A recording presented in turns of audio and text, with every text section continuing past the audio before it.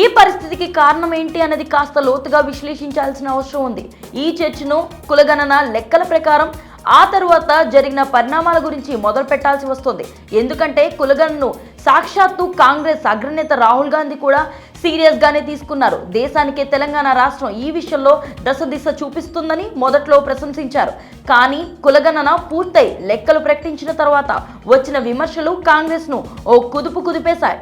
బీసీల జనాభా లెక్కలు ఎలా తగ్గిస్తారంటూ ప్రతిపక్ష బీఆర్ఎస్ కాంగ్రెస్ పై దాదాపు యుద్ధం చేసినంత పని చేసింది. మరోవైపు కాంగ్రెస్ అభ్యర్థిగా గెలిచి మండలాల్లో అడుగుపెట్టిన తీన్మార్ మల్లన్న కులగణన లెక్కల వివరాల పత్రాలను చించేయడమే కాదు, వరంగల్లో నిర్వహించిన బీసీల సభలో కాంగ్రెస్ పై అంతెత్తున ఎగిరినంత పనిచేశారు. అనుకోని ఈ అనూహ్య పరిణామం కాంగ్రెస్ అధిష్టానానికి తీవ్ర అసహనాన్ని కల్పిస్తున్నట్లుగా తెలుస్తుంది. అందుకే రేవంత్ విషయంలో ఇక ఉదాసీనత వద్దని అనుకున్నట్లుగా కఠిన నిర్ణయాలు అమలు చేస్తున్నట్లుగా సమాచారం అందుతుంది.